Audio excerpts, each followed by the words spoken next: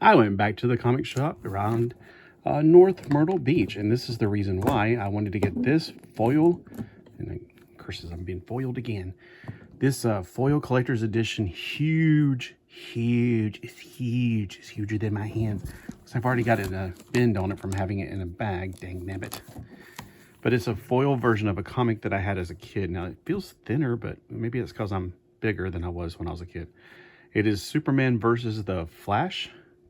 It's one of those limited collector editions, and it was $16.99, which may be cheaper to buy this than the original. But man, I'm really mad at myself for getting that. But oh well, it was bigger than everything else in the bag, and of course, when you carry a bag, it's going to bend it around the other things.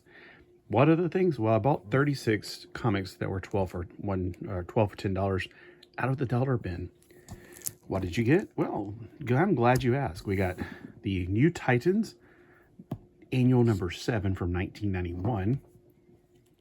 We also got Who's Who, the definitive directory of the DC Comics universe, with volume 9, Green Lantern, so it's probably the G section. We have the Luther through Master of Disaster. And we also have Gunner through Hyena. I loved these as a kid, and I wished I never got rid of mine, but I was like, oh, with the age of the internet, I don't need it anymore. Yeah, right. Oh boy, when will I ever learn? We got Johnny Double through Kong. And then we got Krona through Losers, so it's alphabetized. And then they did updates after that in 89. We got a cat over here trying to get attention. We got Fury of Firestorm, the Nuclear Man. This is stupid, and he's being attacked by toys. It says toy death. Or Black Bison rides again. I always liked Firehawk, though. Wasn't she just amazing? She looked really groovy. Like she's the Phoenix. Like, I don't know. Like DC's version of the Dark Phoenix or Phoenix. I just moved these to the side. I got something over here, and I got cats looking at me like a crazy. And they are. They just don't know it. I got some Star Trek Voyager, which was interesting because I just did some Voyager action figure reviews for Star Trek Saturdays. And Voyager was is my second favorite series of the 90s. Star Trek Voyager number 9, or actually that's number 8. And then Star Wars Republic, which was under the Dark Horse era. A Dark Horse I did enjoy. For the few things I've read, I never read these at all. And we got number 46 for the Republic.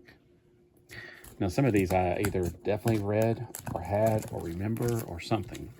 Like Sword of the Atom. I remember having all 4 of these when I was a kid. Don't remember much about it now, so I'm kind of interested in reading them again. And this is a comic that I thought I had. Now, it looks like with all that gold on it, that it's not the first printing. So I'm thinking this is probably way down the line, like 2nd, 3rd, 4th. Because usually they don't put all that gold in there, unless it's a 2nd or 3rd printing or something like that. The all-new, all-different X Factor number 71. I thought I had this one. I like everything 70 down the best, because I like the original X-Men. But I've heard a lot of good things about it, so if you lied to me, I'm going to find out who you are. We also have JLA Paradise Lost.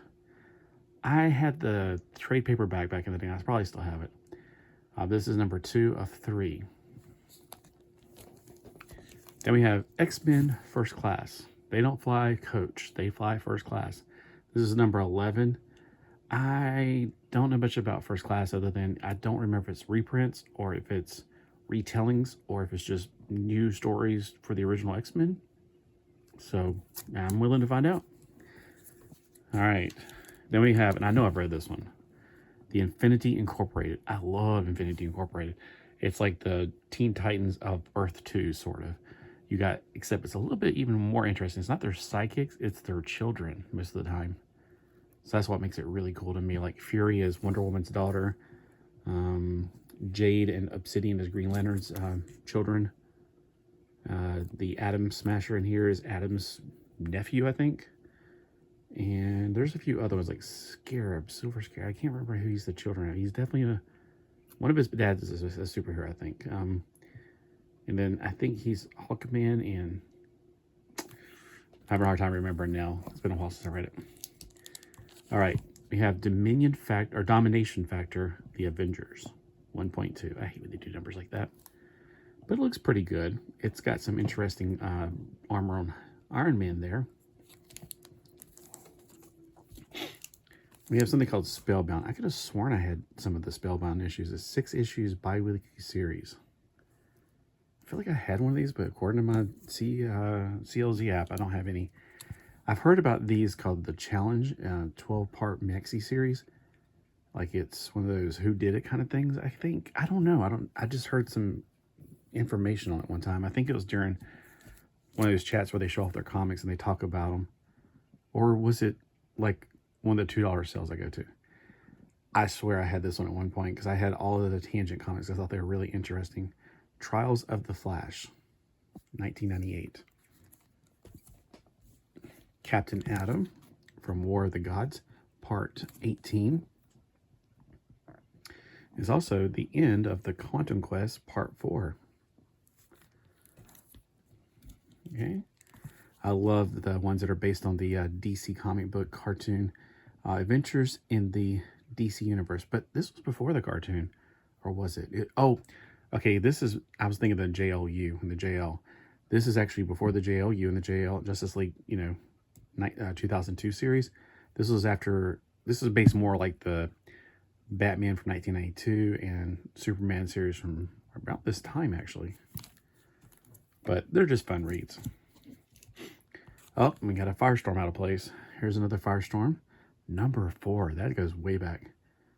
But here he is fighting his own teammates. Broderick, I really did like him back in the day. Before social media, I liked a lot of people. Let me just put it that way. I got a bunch of these. I got 12 issues of All-Stars. Here's number 16. Or, sorry, the Young All-Stars. 17. I've always completed my series on these. 18. Now, if I could just get them all together. 20. 21. We got Nazi cover. Adam and Evil. Now, are the Young All-Stars related to Infinity Incorporated? I've been wanting to find out. I feel like, are they the next step of the Infinity Incorporated, or are they were based back in World War II, and they were kind of like the sidekicks of Justice Society? I don't know, but I'm really eager to find out, because it's a lot of World War II looking stuff on here. And it kind of looks like more Golden Age looking the way they make the art. Like, especially this cover. This definitely reeks of Golden Age stuff. And isn't that Sandy's sidekick back in the day? I don't know. It really makes me wonder. Look at this cover. This is pretty cool.